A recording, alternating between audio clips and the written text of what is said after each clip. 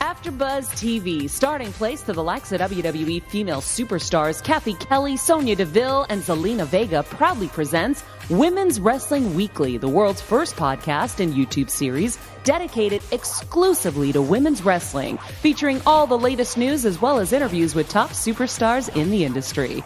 And now, AfterBuzz TV's own gorgeous lady of wrestling, TK Trinidad. What's up, guys? My name is TK Trinidad, aka the Canadian Assassin, and you are watching Women's Wrestling Weekly, the #1 women's wrestling show on the planet.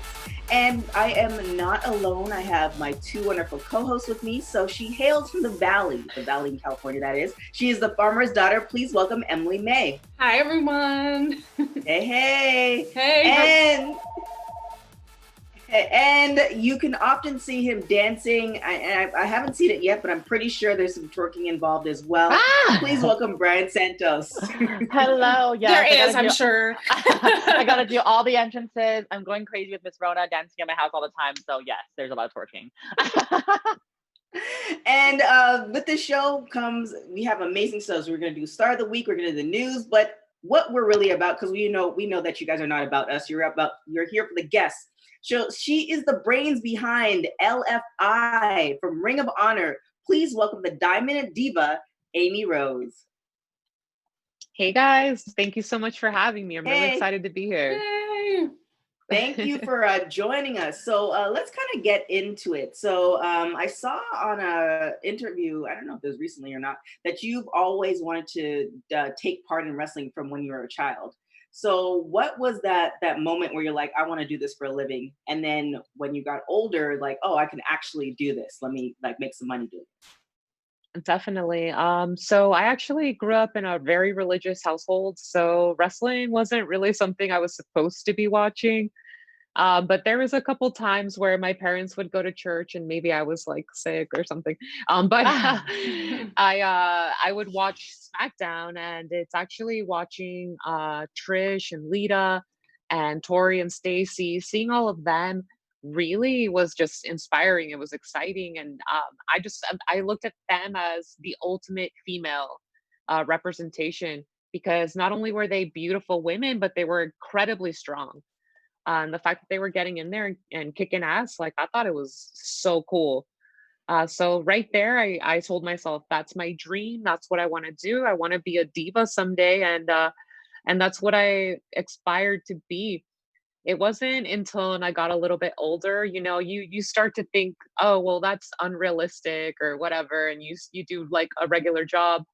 But I went to a comic book convention, and they had wrestling mixed with comic book characters. So there was a lot of people dressed up and stuff like that. And just watching them work in person was my first time watching wrestling like live. It was so exciting. And I said to myself, okay, if these people can go out there and do this, then I can definitely do this. And that's where I got my start. All right, Emily? That's amazing. Yeah. What was that process? So you saw that live show, you were super excited. So what did you do next after that moment of realization? So right after the show, they did a live Q&A, and they were asking people like, hey, if anyone wants to stay after and has any questions about the show or wrestling in general, please feel free. So my first question was, how do I get in? Like, what do I do to become part of wrestling? And at the time, it was perfect timing, because it was down in South Florida. There was a new promotion called Ronin Pro Wrestling just starting. And they said, hey, we're going to do some like casting. Do you want to come and interview with us? And I was like, yeah, definitely. So when I first started with them, it was a backstage interviewer. And so just doing interviews with the wrestlers, and that was my first experience. And it's actually crazy, because at my first show that I ever did, Sasha Banks was there with her now husband. She came to visit because he was wrestling on the show. Oh, wow. And it was just like crazy. There was all these like stars, because the promotion brought in a lot of people because of the comic book convention. And it was just like really exciting. But I think for me, I really wanted to be a valet, a manager. And eventually they let me start doing that role. And as I was doing that role, I noticed that the people down in Florida, the people that impressed me the most all came from one particular school. They all were trained at Team 3D Academy by Bully and Devon. And I said, all right, like, this is where I got to go. So I made the move from Miami to Orlando and I started training. Nice. Bryant? Amazing. Well, tell us Amazing. more about that. So working with, Bully and Devon, that you went to their school, what was that like for you? Like, how great was it to work with them and train with them? I think it was incredible. I couldn't have asked for a better school. It was extremely tough. So I will say to anyone out there that wants to pursue wrestling, it's a lot more physical and difficult than you'll imagine. But if you stick through it, it's worth it. And what they taught me, I'll never forget it. They're really good coaches. And I'd say that even the class that I was in, I met so many amazing people, and especially females in our class who have achieved a lot. So I'm like really proud. Some of them are my best friends. Oh, was there any advice that they gave you as you started your journey? I think they just said, like when I originally started at the school, I had no intention of actually wrestling. I told them I wanted to come in as a manager.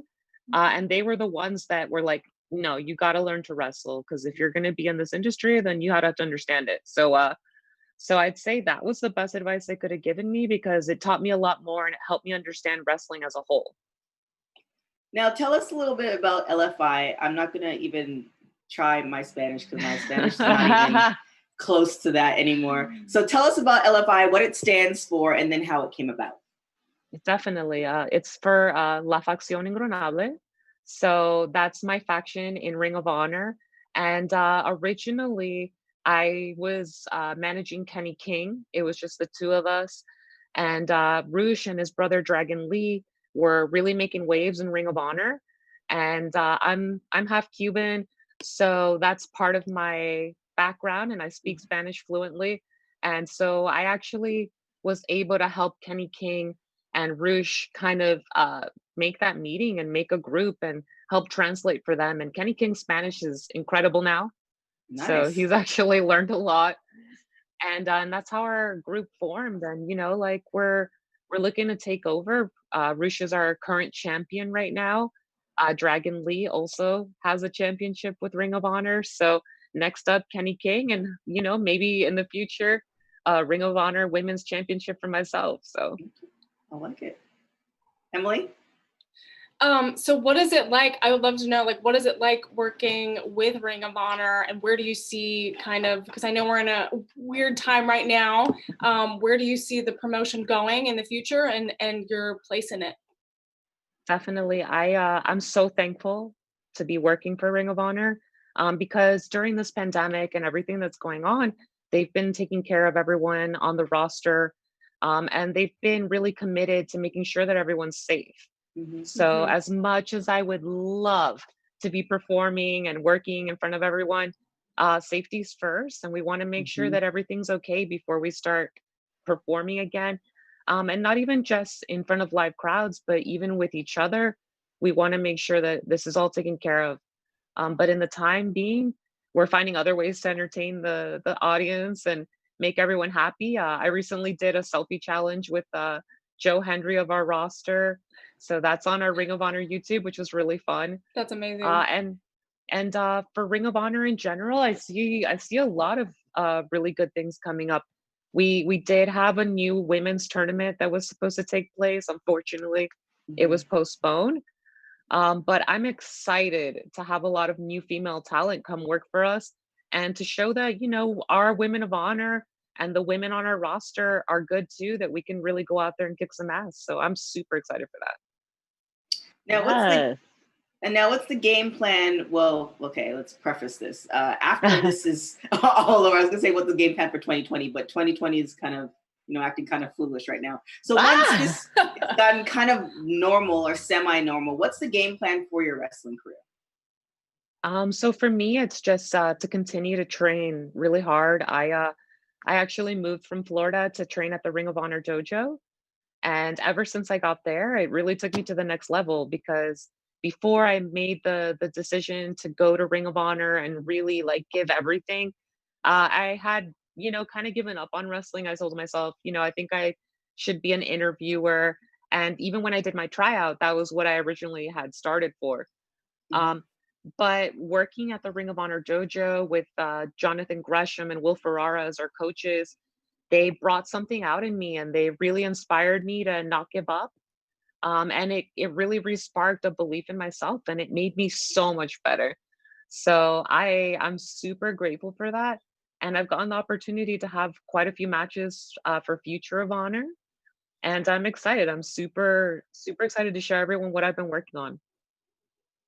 You mentioned you're a half Cuban, and I want to know what it means to be able to represent that community. You know, I love seeing the representation and visibility for people of color in the wrestling industry. So what does it mean to you to do that? For me, it's extremely, I'm proud to be Cuban.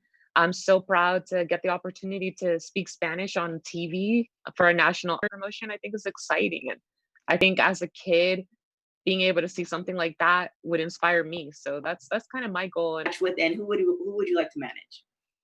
Definitely. I think for wrestling, I only got to wrestle her once, but she's my best friend in the world. We've been super tight since we started training at 3D Academy. But I would love to have a match with my girl Camille. So Camille from NWA, that's my bestie. And like I said, we only had one match. It was a bar brawl, and it was a lot of fun. But I would love to have that option happen at Ring of Honor because we've been partnered with NWA. So nice. And as far as managing, honestly, I'm very happy with the group that I'm with right now. La Función Ingronable, they're killing it, and I'm set. I'm good with what we have. Okay. I like it. So we're gonna get into a little bit of news. Let's start with it, Emily. Awesome. Yeah. So there's been lots of news this past week. The biggest news happened on Monday Night Raw. Becky Lynch announced that she gave up the Raw Championship, handed it over to Asuka, and she's going to be a mom. So that's like the news that has been circulating like crazy all over Twitter, and all like CNN and ESPN, they're all talking about it, Sports Illustrated, and it's so exciting. And she definitely is a change maker and kind of broke records with her championship in her career. And then, so now it's an exciting new chapter in her life. So that was a big news on Monday. In the first bit of Raw, everyone started talking about it. Yeah, I hope that they do like a 24/7 or something like that, because we definitely spoke to. You see, Nikki and Brie, they're going through it, but you know, it's a new era for wrestlers or female wrestlers. So I hope they do like a 24/7 if Becky wants to do it. As far as hearing about it, her thought process, and what is she gonna do with her career and be a mother, which is possible, but what her thought process is. No, definitely. It's such a big decision to make, and then also to try to balance your career. And it's always the question people talk about. We always talk about it, and people have to make these choices, but you shouldn't have to. You should be able to have both. And so I love that she is like the perfect representation, that you can still be involved, still have a family, and have this incredible career.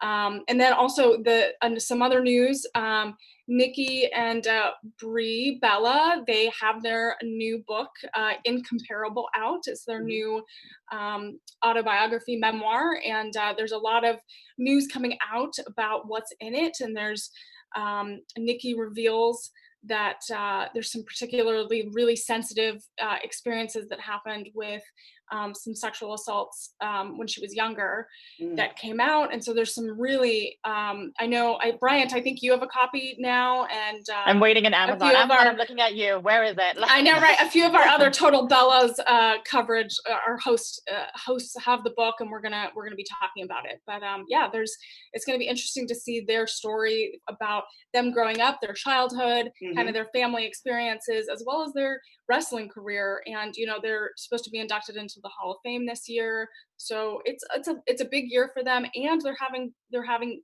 babies at the same time. So there's a lot going on with them, and so it's going to be exciting to see what this book says, and what other kind of deep dives we can hear are revealed.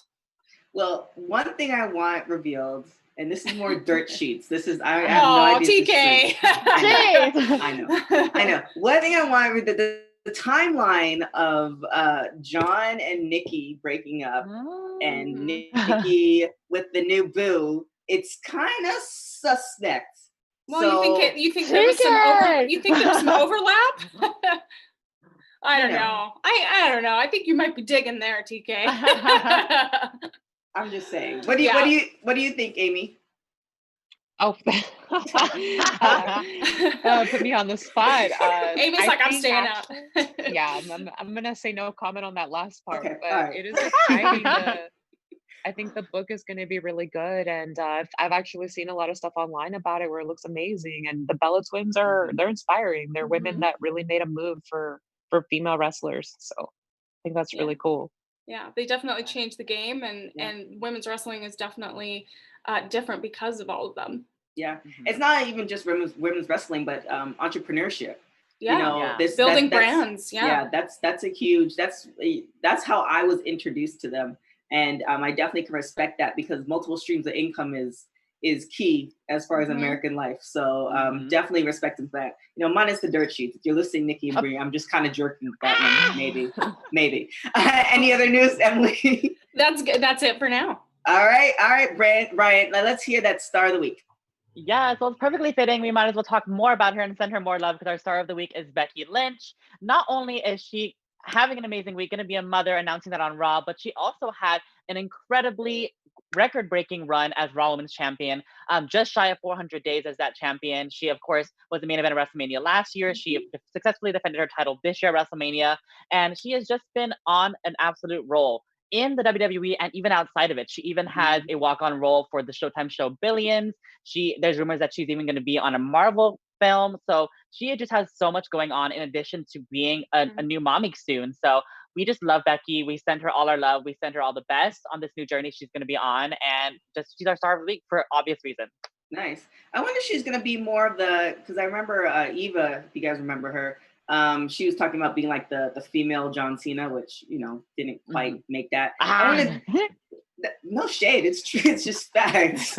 I wonder if Becky's going to be that version. I mean, I watched Becky's clip from Billions and it was really great. Like, it was so fantastic. She brought it. So I think she could be the next John Cena. And break out into if she gets Let's that Marvel. Let's call her the next Rock because we don't say John Cena's name. Just kidding.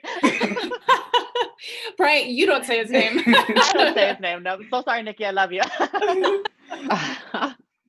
Oh, goodness. Before we get out of here, Amy, we're going to run you through a little bit of a gauntlet called hot tags, rapid hot tags. So I'm going to, your face is like, oh my God, it's not that bad. I'm just going to ask you, I'm going to ask you a few questions. You're going to say whatever comes to the top of your mind, and that's it. Simple. Okay. No, I got you stuff. We don't do that here. So here we go. So are you always early or always late? So I run on Cuban time, so I definitely tend to be a little bit on the late side, but I've definitely gotten better. I'm a little more punctual now, for sure. Okay. Last show you binge watched? So I actually was talking to them before the show started, but I watched a show called Hollywood on Netflix. Just on a whim, I was like, hey, let me check this out. And I was obsessed. It's amazing. Like, I definitely haven't cried over a TV show in a really long time. So that's my how do I know if I like this show or not? And if you can make me cry, then probably really like it. Nice. Oh. Yeah, you should also check out The Heist. It was made in Spain. Originally, it's a really good show. Should check that out. It's my recommendation. If you were a crayon, what color would you be? Oh, for sure, I'd be pink. My favorite color is pink, and my whole room is pretty pink. So pink all day. And if the last meal before you leave this earth, what would it be? So my favorite meal of all time is palomilla steak, which is a style of Cuban steak with white rice and tons of lime. That's my go-to. And last question, if you can listen to one album for the rest of your life, what would it be? So that's really hard because I love music. But right now I've been listening a lot to an artist called Kim Petras.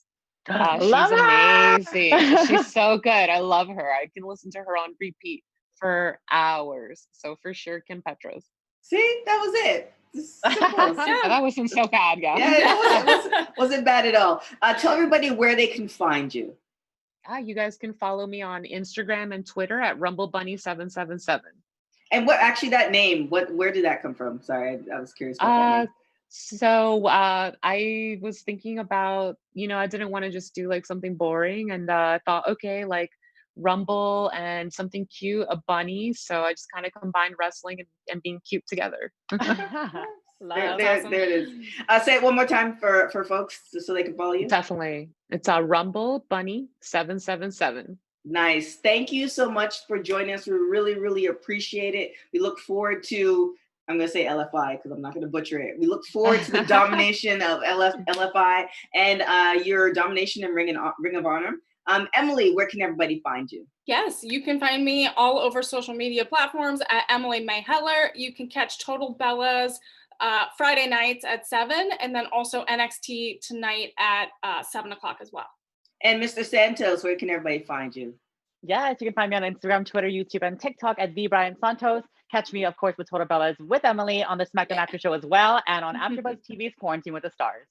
And I have to say, the three of you guys, your selfie game has been on point through this quarantine season.